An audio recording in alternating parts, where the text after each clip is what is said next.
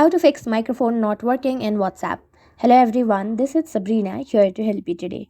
So without any further ado, let's get right into the video. So if your microphone is not working in WhatsApp, either it is your iPhone or your Android, the solution will be just the same.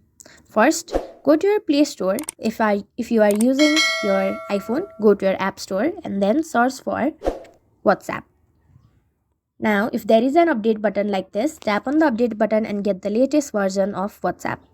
After that, next step, locate your WhatsApp application, tap and hold the WhatsApp application, then go to its app info, go to its storage section, and then tap and clear cache.